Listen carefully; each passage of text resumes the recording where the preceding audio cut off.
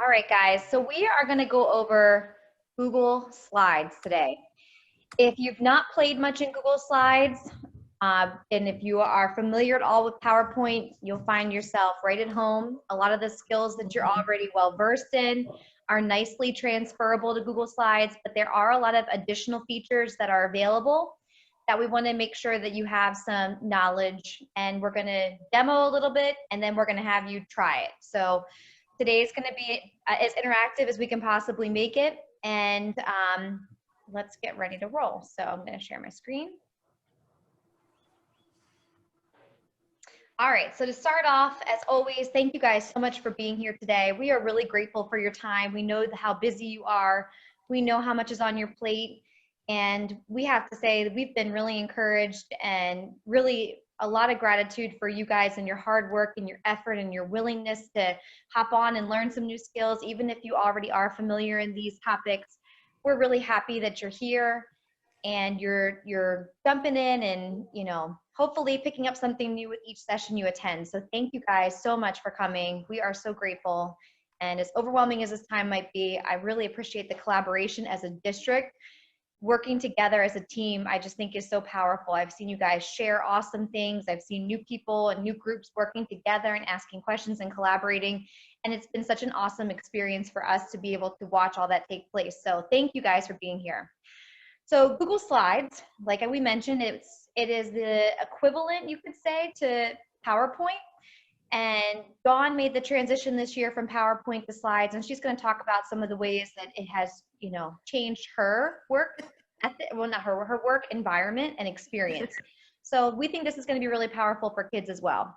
So it's great that we have some opportunities to learn this as teachers first before we have kids working on this. And first thing I always bring up is, have you switched to Chrome? So if you've not switched to Chrome, we highly encourage that you make this transition. A lot of the functionality and features depend on the Chrome browser.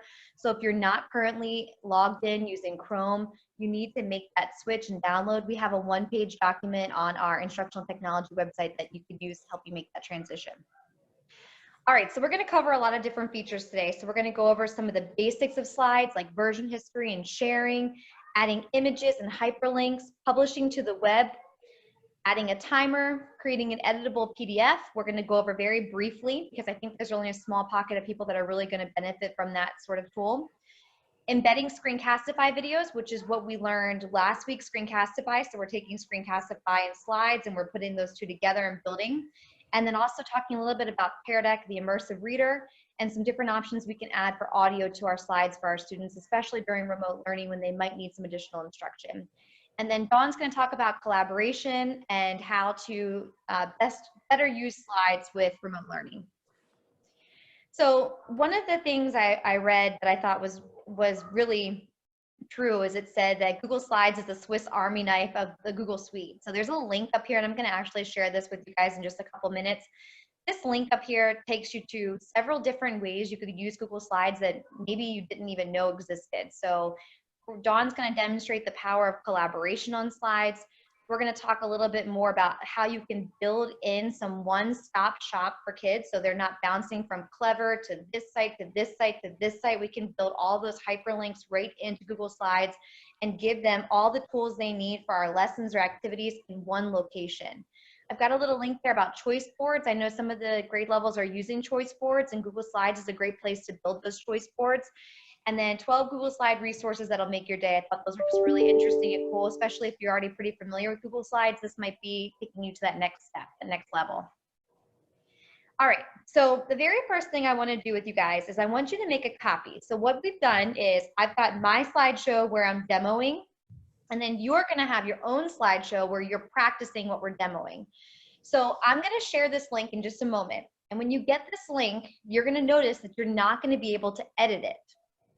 So the workaround for this with any Google Suite product, a slide, a sheet, a doc, whatever the case may be, you make a copy of it. When you make a copy of that, it becomes your own document and you can edit it, you can change it, you can save it wherever you like, all within your Google Drive. So there's a lot of times that we might give you something and say, here's a copy of what we've produced, but you can only view it. And you might think, well, I want to be able to make some changes to this, or maybe I want to personalize it. And you'll accomplish that task by making a copy of that document, okay? So when you click on this link, you're going to notice it's going to say view only. So you guys are going to go file and then make a copy. Once you've completed that step, this little box is going to pop up right here, and we're going to ask you to rename it whatever you'd like to rename it, and then click OK. From there, you'll have your own copy of the slides practice today. Okay, so there's two things going on. We've got my slideshow on the Zoom, and then you're going to have your practice that goes directly along with our slideshow. All right, so I'm going to, let me go back. I'm going to paste this in the chat. So if everybody wants to go to the bottom and open the chat.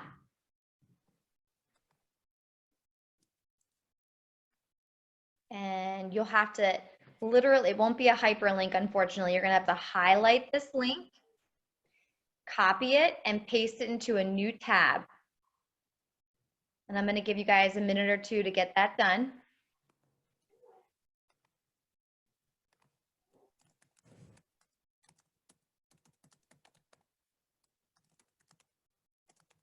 And when you're all set, just come back to the Zoom. First, or I'm sorry, version history first. Version history is so important. As a middle school teacher, I use this very frequently, especially when kids were working on documents, and I wanted to have some sort of evidence of who was working on the document, how long it was taking them to work on the document. It was a really great indicator for me, especially when I did any sort of group work. I knew who was contributing and who wasn't. And it's also really nice if you share something out with staff and someone makes a change to your document that you didn't want to have changed, you can always go back to your original copy. So Luke went into this last week in Google Docs, and what's really nice is that same exact feature, the same interface is available on Google Slides. So I would go to File, and then I would go to Version History, and I can see all of the history on this particular document. So I can see who's made changes and who's updated. If I click the little arrow here on the side, I would get a more in-depth view of who made those changes and when they made them. You can see also they're color-coded, so all of my changes are in green, all Andrea's are in purple, and Dawn's are in orange. So that's a really nice little way that we can take a look at that. I could click on one of these and I could restore this version if I wanted to. And it's a really great way for us to keep track of what's going on in our document and different changes that have been made. So that's the first one I wanted to demo. The next one I want to show you is sharing. Sharing is very important, especially if we're sharing things that we create with kids or parents. If we miss this step, you're going to get that email 1,000 times of requesting access. So-and-so is requesting access to your document. So right now, a lot of our things, when we're in the Lake Forest domain and you're using your Lake Forest account, it should be defaulted to, if you're in the Lake Forest School District, you'll have access. But we always like to double check this, and if we're sharing things out with parents, we have to make a few changes. So at the top right-hand corner in Slides, this is a yellow share button. When Luke went over this last week, it was a blue share button in Docs. But when I click share, it's gonna, when I just hover over the link you'll see on my screen, it's telling me who has access to this. So right now I have it available to anyone. So I didn't want to have that barrier of someone not being logged into the right account today for this training. But on a traditional, regular, everyday Surface, issue or thing I'm sharing, it's going to default to anyone within the district can view. So when I click share, I'm going to be brought to this screen right here. I have right now the actual settings. So it says anyone with the link can view. So if I copy this link and paste it in an email or open up a new window with this link, anyone that has this link will be able to view this document, okay? Down here, I could manually enter the names of people that I would like to share this document with. So if I work with a team and Andrea and Dawn are on my team, I could type in Andrea and Dawn's name, and this little pencil right here means they can edit, but I can give them different rights. I could say, you know what? Dawn and Andrea, I just want you to give me feedback on this, so you can only comment on this. Or maybe I'll say, all right, I just want you to view this document, and I can control that right here, okay? I can also control it up here. So let's say I'm going to share something out with parents. And I really want them all just to be able to look at whatever I'm sharing with them. Maybe it's a syllabus, for example. So it's going to default to anyone the Lake Forest School District can view. Well, we know that parents are not all within the Lake Forest School District. So what I could do is I can click this advanced. This is, I think, the easiest way. I click advanced in the bottom right-hand corner, and then it says who has access. Right here, this is where I'm going to make that decision. I click change, and then I can decide anyone at the Lake Forest School District, anyone with the link, you know, anyone at the Lake Forest School District, you know, just has access to this. It's a little bit different. But most of the time we're going to do this, anyone with the Lake Forest School District with the link, and we're sharing things within the district and our staff. But if we're sharing with parents, guys, this is the one we want to choose. Anyone with the link, and then what kind of access are we going to give them? They can view it, they can edit it, they can comment. We want to make that decision. With parents, we want to give them viewing rights. Unless it's something more specific to that one student, maybe we want them to comment or edit. Okay, can view, click save, and now I have this link right here I can push out to parents in an email. I could show it, share it in Remind maybe. I could post it on my Clever page, and anyone that has that link will be able to view this document. Okay, so sharing is very important, and just going to that advanced is the easiest way. So share, and then if I want to make changes, click in this little bottom corner, click advanced, and make those changes, then done. Adding images. Google Slides is a really nice job. Just like Google Docs, if you attended that training, there's a lot of things you can do within this document without ever leaving. So I can add images, and I can search the web directly from this site. So insert image, and then I've got some options here. I could upload an image from my computer. I could search the web. I can add an image from my Google Drive, from my photos, by a URL, or from a camera. These are the two that I use the most frequently, and I especially like this search from the web. Now again, since we're working within the Google Suite, this is a safe search. So for example, if kids search the word chicks, baby chicks are going to come up. Okay, so nothing naughty is going to show up of anybody on doing anything really inappropriate with chicks. Okay, so that's a really nice feature. I could, if I wanted to add this image, I click on this image, and then I can insert, and then resize it and put it wherever I like on the page. Okay, all right. So now here's what you are going to do. You're going to go back to the Google Slides that you copied from me. You made your own copy. And I want you to work on just those three tasks: version history, sharing, and inserting images. So that's going to be these slides right here, slides 4, 5, 6, and 7. All right, how many of you are we good with the version history, sharing, and we've got an image inserted? Give me a thumbs up if you're ready to rock and roll. Your reactions bar at the bottom, sweet. Okay, easy peasy, right? That's what you're gonna love about Google Slides. It is so intuitive. Anything you already know about PowerPoint, you can absolutely take that skill set and apply it right here to Google Slides without any real effort. All right. So the next thing I want to talk to you about is version history. Oh, so wait, we just did this one. Excuse me. So this was what we just went over. Did you guys see how I embedded these little links in there with little demos? Those help, maybe? Mm-hmm. Okay, sweet. All right, hyperlinks. Hyperlinks are really, they make your work look so fancy, and they're so easy to do. And I love them so much because it just gives you a one-stop shop for all of your resources without those ugly long URLs on your pages, your emails, whatever. All right, friends, so here we go. We are going to do this a few different ways. So I can hyperlink words, and I can also hyperlink images. So right here, I'm going to put a hyperlink to Clever. So I want to tell kids to go to Clever, but I don't want them to have to go and open up another tab themselves. I want to do it for them. So I'll create a hyperlink right here. So anytime I want to add a hyperlink to words, I can do it two different ways. I can right click on the words, and then right here, this little paperclip looking thing, this is what a hyperlink looks like. And this looks the same on email, looks the same on docs, looks the same on slides, everywhere. So this is how you create hyperlinks. So I click the little link. And what's really nice about Google is I can search Google right here. I don't have to, so before I would have to go up here and I would go to clever.com and I would take that link and I would copy that link into my slides and paste it here. That'd be one way to do it. But another way I could do this is because this will search right here with Google, I can start typing in clever.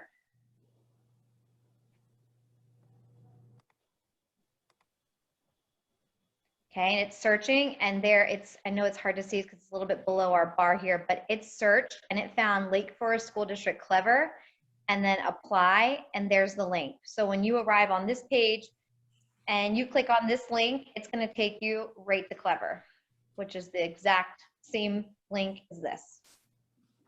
Okay, so one more time, I highlight the words, I can right click and do link, or I can highlight the words and click this little paper clip up here. And then I can just literally search for whatever it is. So let's say I wanted to hyperlink this to CNN. It's going to search for CNN, and I can select that. And then when kids click on these words, they'll take them right to CNN. Apply.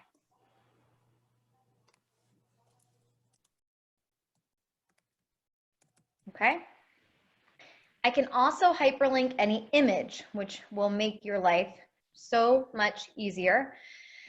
So I would click on the image to select it, and I cannot right click an image, but I'm going to go up here to the top and I'm going to select this little paper clip right here. Oh, that's why. Yeah, so I click on it. Trying to do that earlier and I couldn't get it to work. So you have the, you touched it, but you went up and clicked the link, and from there you can do it. Right. You can't Okay. right click on an image. You can right click on words, but you can't right click link on an image. Okay.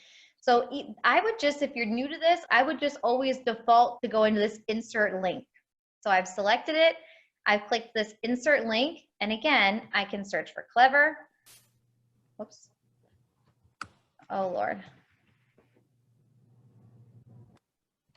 Okay, it's searching for me.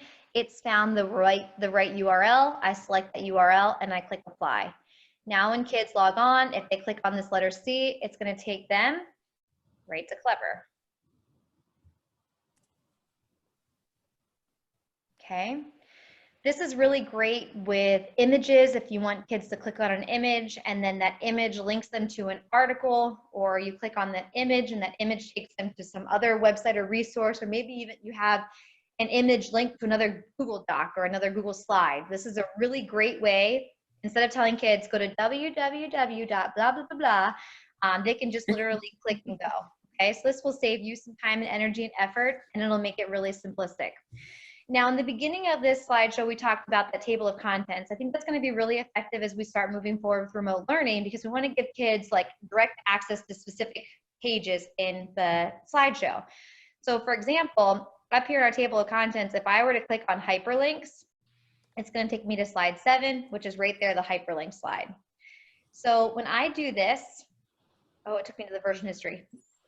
Excuse me, I had made some changes very last minute, but it would have taken me to this if I had selected that. But let's say I want to go back to that table of contents slide. So I would highlight the words, okay, and I'm going to right click. I'm going to link this slide, the slides in this presentation. Now I'm going to have some options. I can do the next slide, the previous slide, the first slide, okay?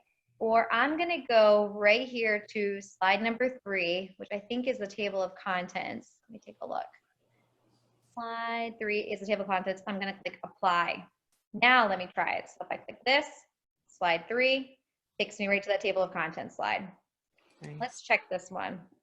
So I was just in slide 15. So slide 7, I'm going to edit this one. So if you make changes, all you do is you X that one out. Slides in this presentation. And I want to go to hyperlinks. Adding hyperlinks, apply. So now let's see if it works.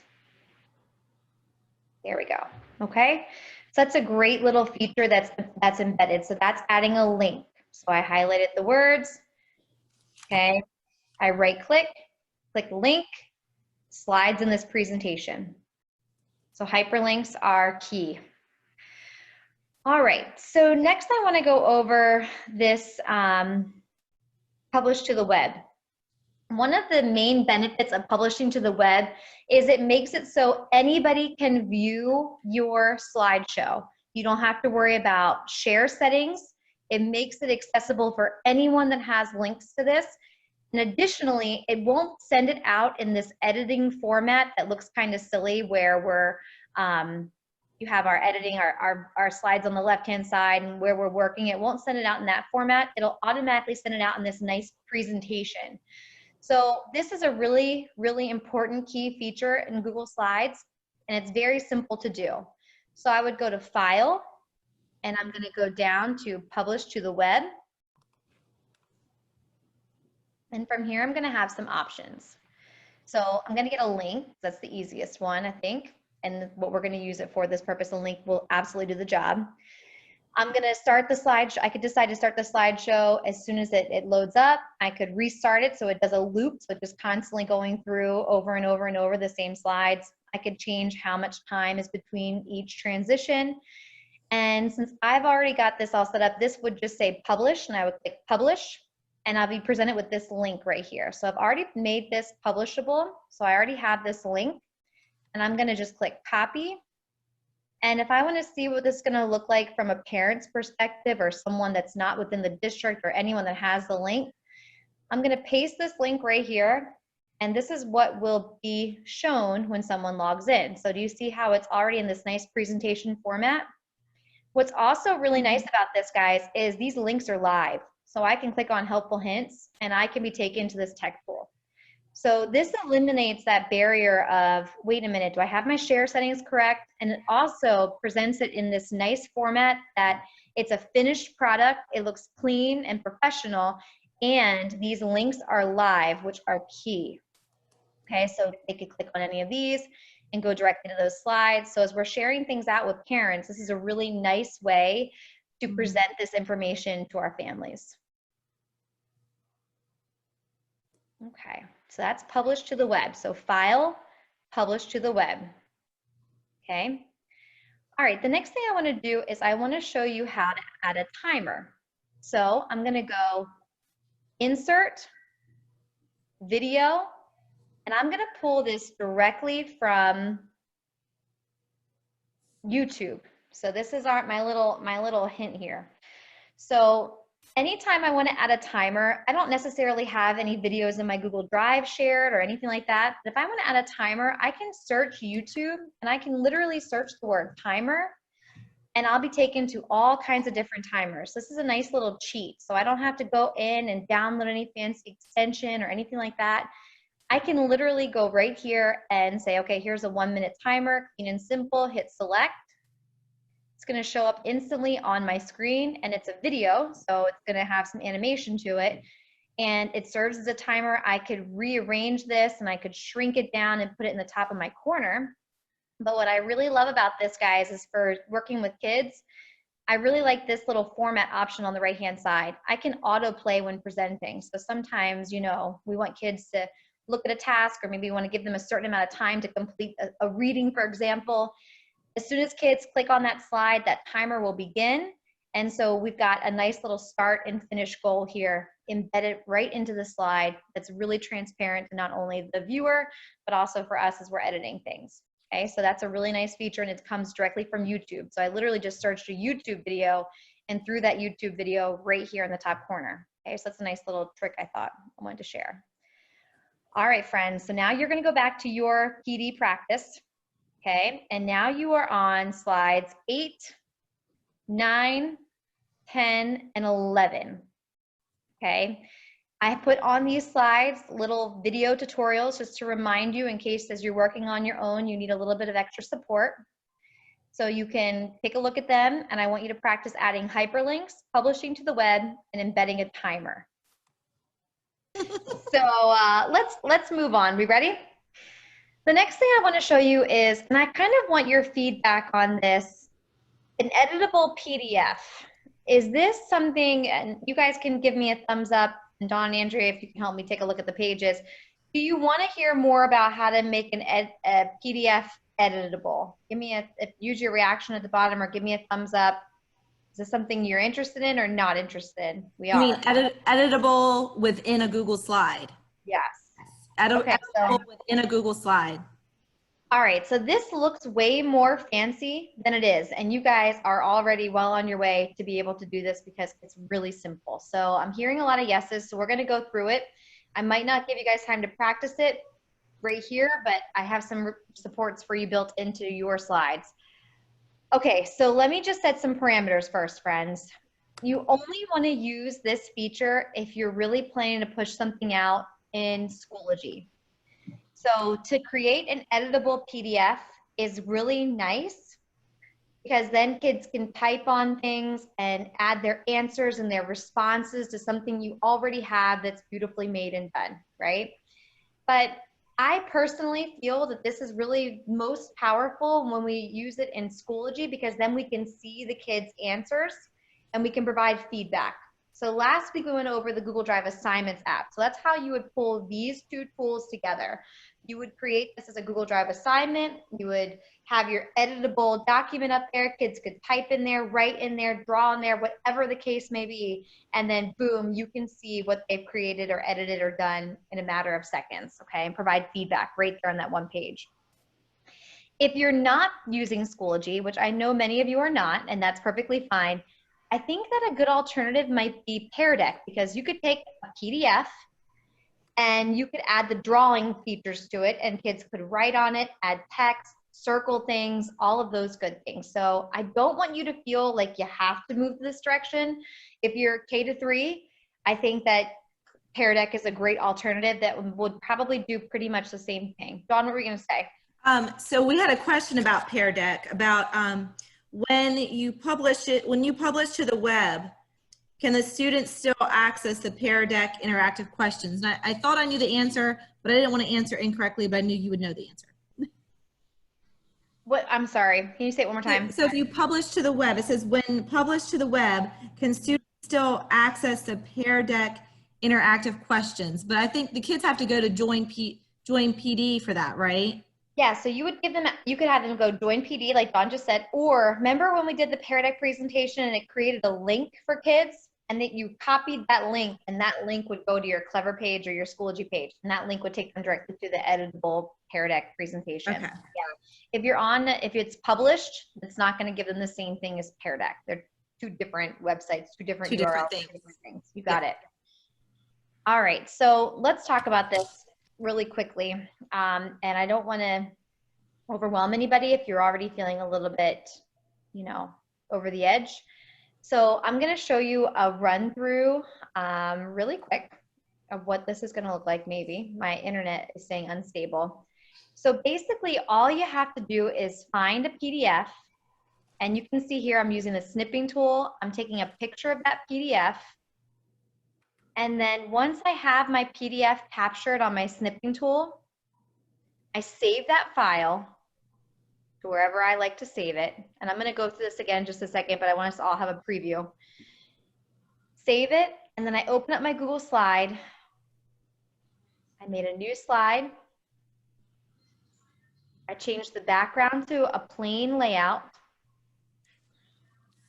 And then I'm just changing the background. So what that does is it makes it so kids can't move any of that PDF. So like if I were just to post that picture in the back, they'd be able to move it and slide it and resize it and change it, and it wouldn't give them like that background to just work off of. So from there, all you do is you add text boxes to wherever you want kids to fill in the information. So that's a high level quick overview. I'm going to show you just together. We're going to work through it. That way you guys can stop me if you have questions as we go. So let's say I already have my PDF that I just think is so wonderful. I cannot recreate it, and I really love this tool to use in my classroom. And I've specifically chosen this one because it's kind of condensed in size, and it's like the same size as my PowerPoint or my slides. but I could definitely change the size of my page too. So I find my PDF, and I love this PDF. It's just so wonderful. I want to be as zoomed in as possible because the further out you get, the blurrier it is.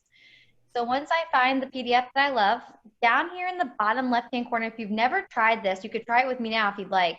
Your little Windows icon, if you click on that and I just start typing the word snipping, my snipping tool populates. Okay, from here, I'm going to do a new, and I'm going to take a picture of this PDF. That's all I'm doing is just taking a screenshot of it.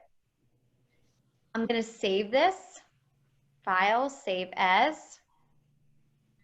and this is my math activity.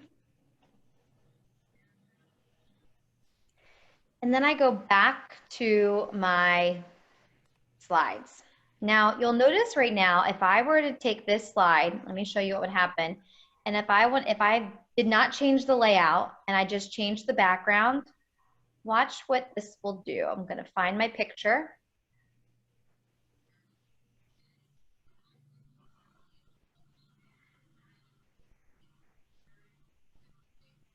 It only put it in that blue bar at the top. You guys see that?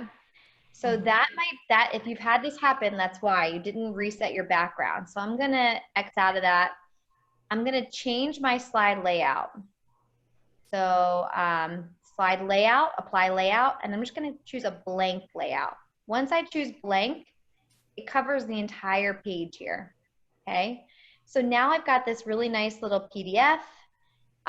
It's ready to go, and now I just add text boxes. So maybe I just put some boxes where I want kids to put the answers. I could change the background of that box so they know like, hey, this is where I'm supposed to answer. And then literally I just copy and paste these little blocks that are editable on my slide, and they're ready to go. Yesterday, Amy Weller had a good point. You might have a PDF that's a regular size piece of paper, right? An 8.5 by 11. And so it's really easy to use that as well. So all I would do, guys, is I would go up to my file, and I put these directions in your side too.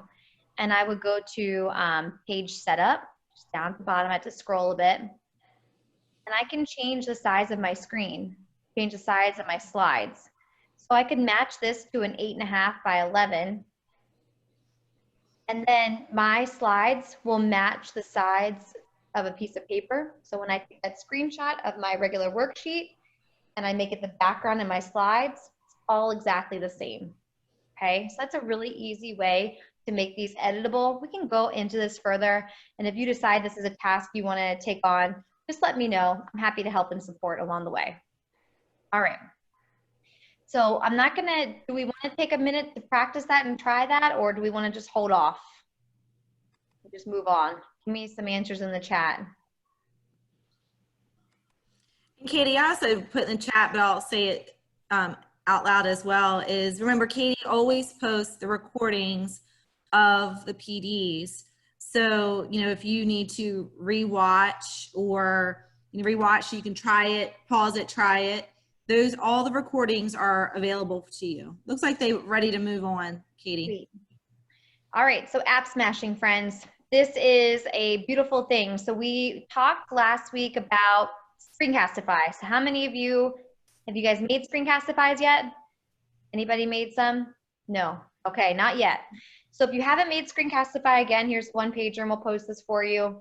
It's really simple. Download the extension, record your video, and then you can share it. What's really nice about slides and Screencastify together is you can put these two tools to work together, and this is how you can provide feedback for kids, you can provide instruction for kids, you could narrate your slides, fluency practice, you could write some sort of story and read it to your kids. So these two tools work really nicely together. So we've tried to be very strategic in what tech tools we introduce, and then tried to build upon them so we can really make them that much more effective in a different learning experience for our kids. So to add a Screencastify to my slides, it's literally a couple of steps. It's a video, right? They're already in our Google Drive. And what's nice about Google Slides is it's directly linked to my Google Drive. So all I would have to do is I would go up to Insert, and this is a video. and I'm going to select the Google Drive tab. And it should take me to all my little videos that I made in school in Screencastify. So they're already are populated right here. So all I would do, and hopefully this works with my internet, is I would go down, I would select the slide I want or the video I want, select, and it should insert right here. It makes it full screen. So I could say on the first slide, like, hey guys, this week we're gonna learn about X, Y, and Z. This is what I want you to do on this slide and blah, blah, blah, blah, blah. If you assigned a slideshow in Schoology, you could create a slide, or I'm sorry, you could create a Screencastify video and add feedback to for your kids just by embedding it just the way we showed you. So insert video and then your drive, my drive, and pull the video up. That's it, okay? Great little feature, great little tool, great little resource for your family or your kids that are working remotely. Okay, so here's the video again, and I think I shared this for you guys as well. So my drive, select your video, and you move on. All right. Andrea Hamilton, are you ready, my friend? You hear me, right? Yep. Let me get my... Okay, great. So Katie, if you can for now, you just hold on to the controls. I think at about slide 37, we'll probably switch off. Okay. Okay, so quickly, we have 58 people who are on here today. I'm curious, of these 58 people, how many of you came to the Pear Deck training that we put on last week? You can go to your reactions and maybe just give me a thumbs up or thumbs down just to let me know who was able to be here. That will help us move forward. Katie, you have the big view. Can you give me a... Yeah, we got a lot of thumbs up. Awesome, awesome, great. So then what you already know then is that Pear Deck is a really nice way to make your Google Slides come to life because you can build out interactive slides. What's great about Pear Deck is you get real-time information, and also it's a great way to get some quick formative checks. But in this situation where we are doing distance learning, another great thing about Pear Deck is that you can put it into self-paced mode, and students can do this work asynchronously at home. So Katie, if you want to go ahead and move to the next slide. Thank you. So then this should look pretty familiar to you if you came to our training. You know that once you put the add-on onto Google Drive and you want to launch a Pear Deck lesson, you would just click, you know, Pear Deck, and it would open up for you and give you that little start lesson sidebar that you pull out on the side. One thing that we wanted to share with you today, though, is that there's something really awesome about Pear Deck. There's an immersive reader built into Pear Deck. So if you have Pear Deck added on, you can launch your slides, and the immersive reader, as long as you have it put into your settings, your students can hear what you have built out in your presentation. If you want to advance, go ahead, Katie. You may, I'm sure you probably already know that your Pear Deck presentations don't have to be all Pear Deck slides. You can have regular Google Slides, you can have Pear Deck slides built in. It's kind of nice to have a combo of those sides. But back to the immersive reader. So right now you have students who are at home who may have an IEP, that might be a 504 student, you may have English as second language students who may not have the support at home that they would get in school. And this is where the immersive reader really helps to provide some access and equity for those students to be able to access the content that you're putting out. So I think that's a great pro with this type of program that we have. Also, this is well suited for that asynchronous learning, since we're in this particular situation and our students are home and they don't necessarily have you all the time. You can build things out using Pear Deck, pushing it out using the immersive reader, and students can continue to learn even when you're not right by their side. Some of the problems with Pear Deck's immersive reader are that you can't, things that can't be read aloud are things that you have copied and pasted, such as a picture. If you put a picture in or snips, that's not going to be read out loud. Also, it's not an exact model for fluency. It might go too fast. It doesn't necessarily stop at commas. So it doesn't have the phrasing and fluency that you would have if it was the teacher's voice. And another drawback for now is that we have it for free because of the COVID-19 situation, but that's only temporary. It's actually part of the premium version. So we're hoping that if it goes well, that this might be something that will be offered by Pear Deck for free for longer. So I'd like to go ahead and show you what it's like. Katie, if you can go to the next slide and play. Is there sound, Andrea? This particular one does not have sound. This is just Okay, me. making sure. So you can see from the Google Slides, you would just click Pear Deck after you've added it on. And over on the right-hand side of your screen, it pulls up the Pear Deck sidebar. Once you've built out your Pear Deck, or even if you just want to launch the slides as is, you can click Start Lesson. And it will generate this page where you can either pick on the left-hand side the asynchronous option, which is the student pace mode, or the synchronous option. In this case, I picked asynchronous, and you can either copy the link to put in your Clever, or you can copy the code, which is what I did. Okay, Katie, you can stop there. And if you can pass over controls to me, I'll share my screen. Mm-hmm.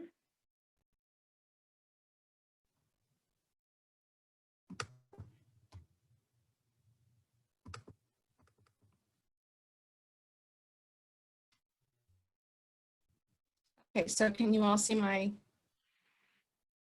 Yep. can you see my screen? Okay, great. So this is an example of just a slide that I had built. It's a Pear Deck slide. This is just simply a regular Google slide, but I'm going to expand what Pear Deck has to offer. So when I start that lesson, I pick student mode. Here's the link that or not the link, I actually just a new browser and put this in here for you. This is what it would look like for the students. So it's the same slide that I had, only now what students have, if you enable the options to have the immersive reader, is at the bottom right-hand side, you'll see there's an open book and then like a speaker. That's a little cue, a nonverbal cue to students. Uh-oh. Did we lose her altogether? Okay, so she wanted to show you guys that there's an immersive reader in the bottom right-hand corner of the slides for kids. So whenever kids are working independently, they have that option to view the, to be able to listen to the text that is on each of the slides, and they can listen to it at their own pace. They can listen to it on repeat. They can slow it down. They can speed it up. And it's a really great little feature that's available. I'm going to see if she had that on this video here. So this is what the immersive reader actually looks like. So you can see when you log in as a kid, this is the little icon in the bottom right-hand corner that would play the text to speech. Let me see here. Katie. Oh, Andrea, you're back. There you are. I'm here. I'm here. Let me try one more time. I apologize. That's what life is like out in the boonies. You ready? Yep. Okay. Okay. Here, reduce my scene. See if it plays. I had it.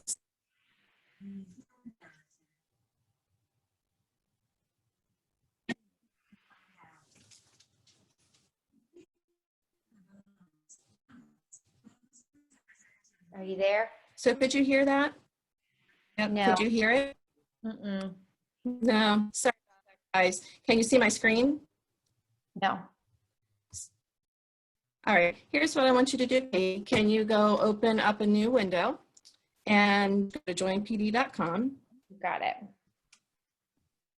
Got that? It's RHALU. And I will stop my share so that they can see, or you might have already stopped it. RHALU. Mm-hmm. Okay.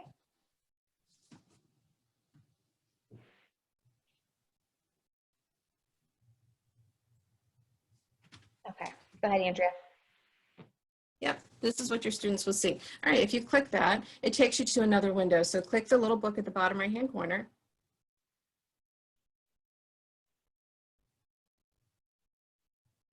And in this How many screen, bones are in the that's human immersive skeleton? reader. There you go.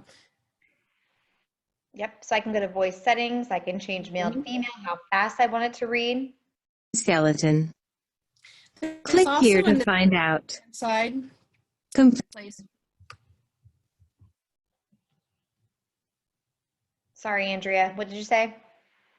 On the top right-hand side of that page, there's a place for them to be able to look at some grammar options, to be able to translate into a variety of languages and so forth. But you can hear that that's a very robotic sounding presentation. Yeah, go ahead and click that so they can see. Okay, so it works, believe it or not, it works if you have decent internet. Obviously mine just didn't seem to want to work today, but the Immersive Reader is a great option for students to be able to hear the text being read out loud at home. But we think that there's an even better option for hearing your own voice. So Katie, if you want to move forward to the next slide in your actual presentation. Oh, I didn't show them how to do it in their settings. So go to, yeah, there we go.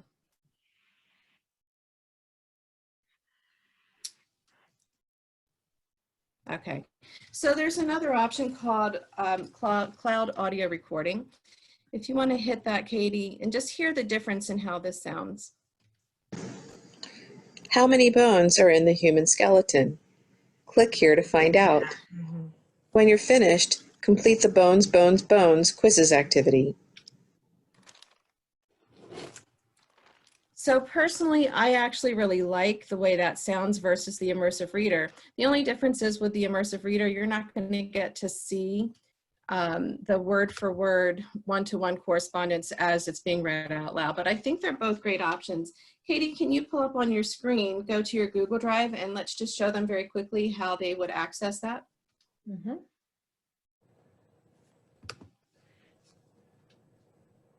So Katie's already added it on, and she went to her Google Drive, went to new. She slid down and found the cloud audio recorder. Jen Waterton just put a chat up that Pear Deck now has that ability to add audio. We have heard about that, so we definitely want to find out more with how you can do that. This can be used in your Google Slides or your Pear Deck. Go ahead, babe. So you hit start. And I can record my voice, recording. yep. Yep. When you're done, just hit stop. The next step is to slide over and go to export as MP3. And from there, you would save it to your Google Drive. Once you save it, you make a folder for your recordings. And then later when you're in your slide presentation, just go to insert, find that audio file, drop it in, put it wherever you want on that slide, and just when the students get to it, they can push play and hear it. Yeah, so what we liked most about this is how it links directly to your Google Drive. So it was insert audio, and then right here are all my audio recordings. They just appear right here. They're the only MP3s I have saved on my Google Drive. So it's a great little feature that they work together and seamlessly. For the most part, we haven't had any issues with this tool. Yeah, Jen, I haven't had a chance to go. I just saw Pear Deck change like their background yesterday or their webpage where they had to add audio, but we haven't had a chance to dig into that yet. This is another option if you're interested. Okay. All right. Andrea, are you good, my friend? Anything else you wanted to add? Did we miss anything? No, that's it. I just I really hope that teachers are able to take advantage of some of the tech tools that we have to help support our students that are at home that may or may not have someone helping them to be able to get through the packets or the presentations and so forth. I think it's just a great way to, like I said before, provide that access and equity in this sort of asynchronous situation that we have going on right now. All right, Dawn, let's talk about collaborating on slides. So, so we always hear, you know, teamwork makes the dream work, and we always use that in reference to teachers, but it's also the truth with our students. So collaborating, last week in our Google Docs presentation, we talked about how you could have several people working on the document at once. Well, the same thing goes for Google Slides. And, you know, why do we want to collaborate? Well, it enhances our students' problem-solving skills. It inspires critical thinking. You know, as teachers, when we're all planning together, you know, one person has an idea, well, then that just starts the whole pinging of, oh, well, we can do this and we could do that. And it does the same thing for our students as well. It also helps to improve their social interactions and supports diversity in the, you know, so when you have a diverse group working, you have these different points of view coming together, you know, that's going to be a more well-rounded conversation. It's going to be a more well-rounded presentation, and they're going to they're going to learn more from each other. It also fosters self-management skills.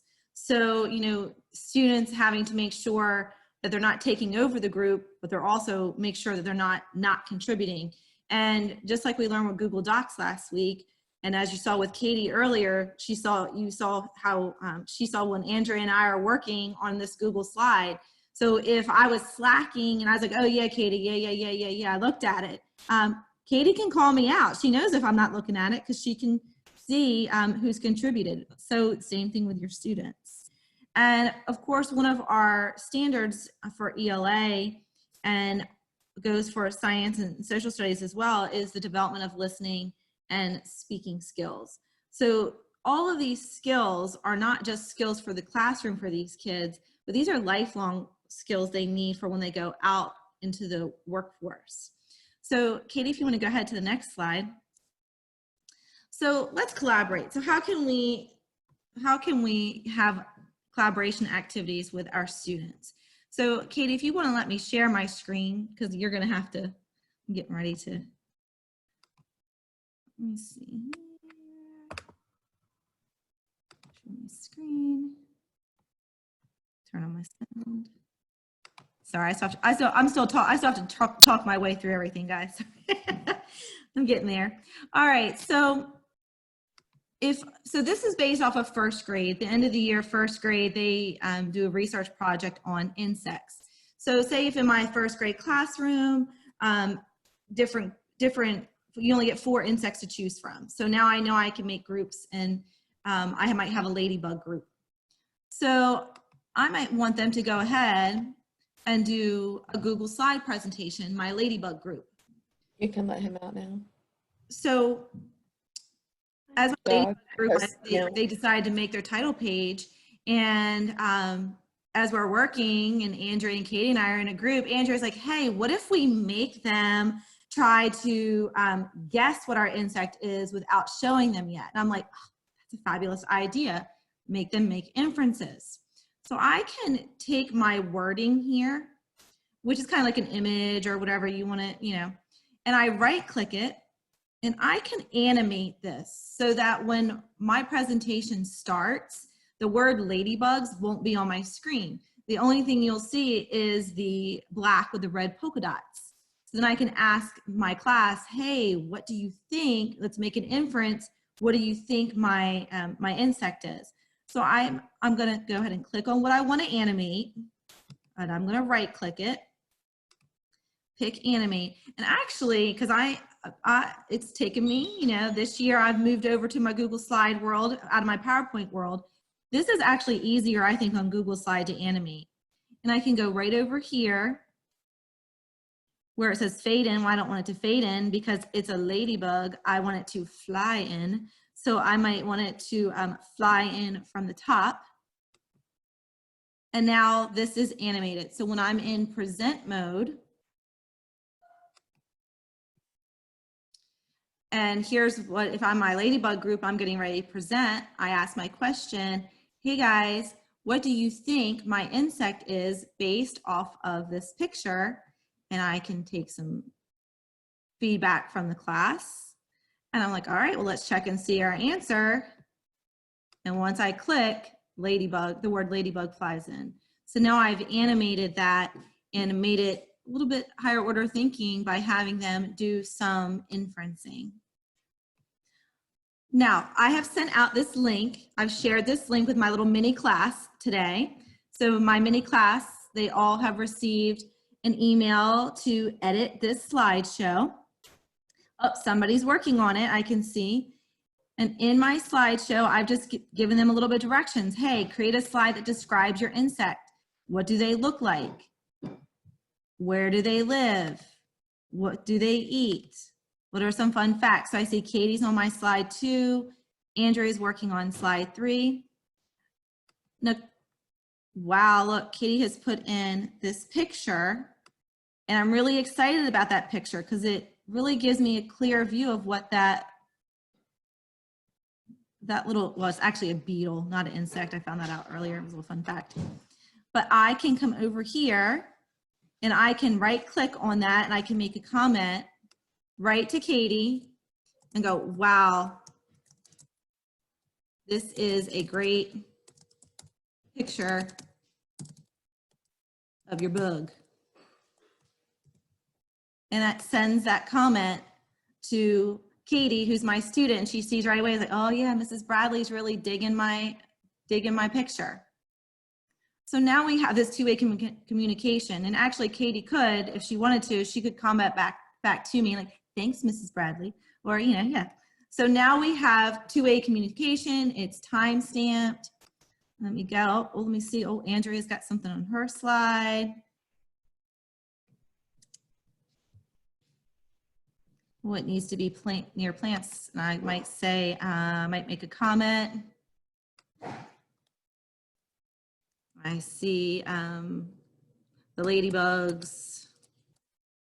So this is a great way for two-way communication.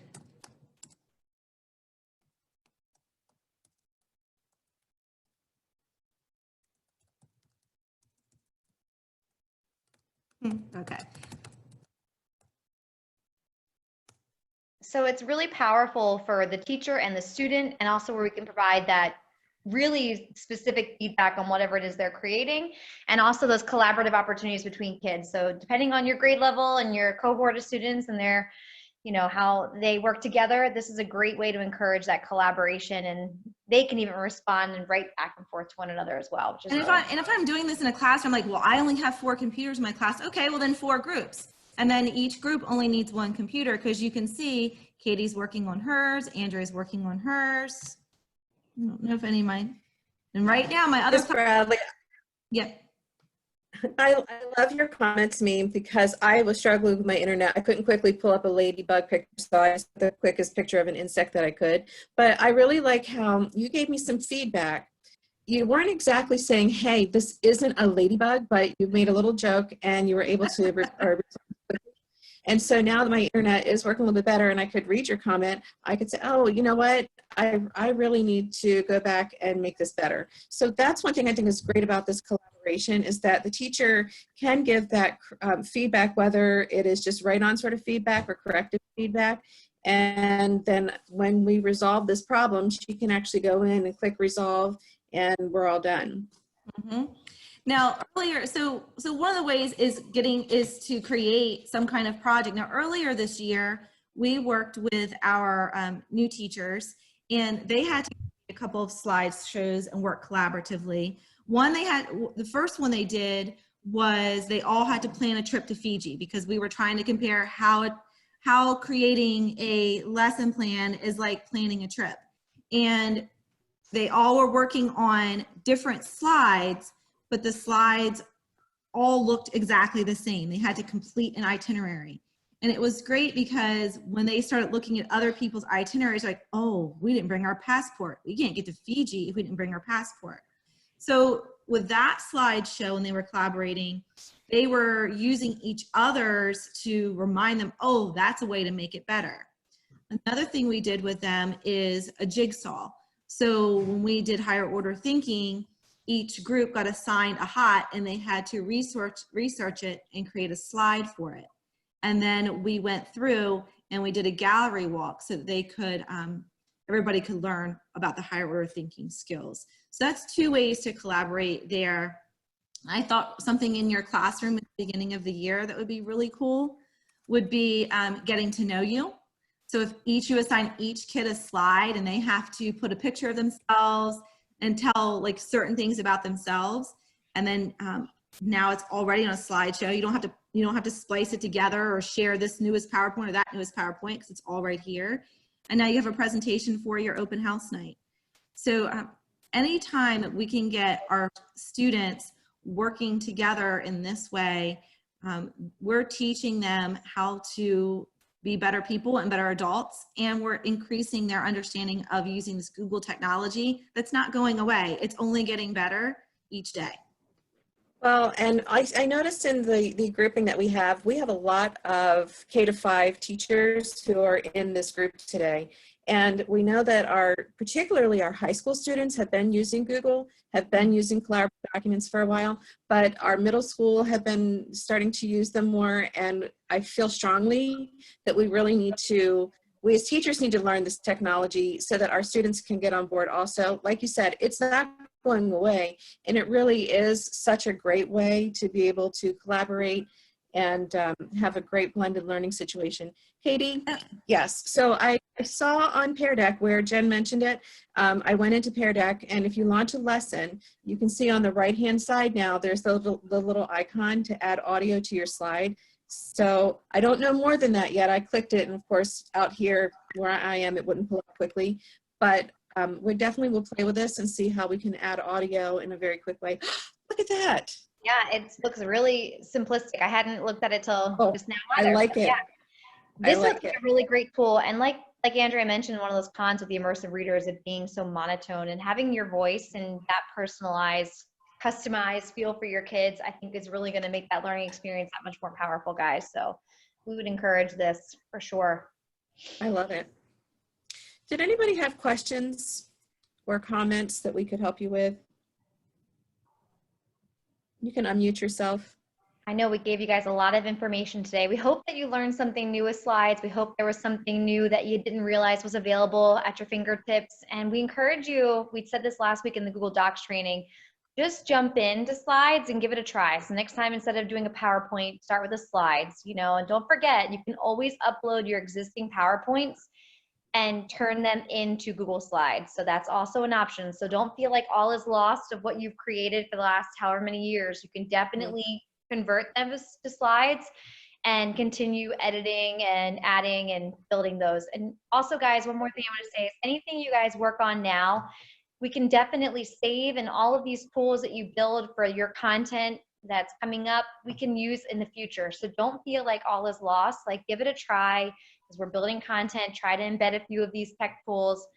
And if you need help along the way, we are certainly more than willing to do whatever we can to get you on the right path or provide support or point you in the right direction of someone who knows whatever it is you need to know. But yeah, we'll stay on for questions if anybody wants to stay on. Dawn and Andrea, did you guys have anything else you wanted to add before we sign off? Sure, we got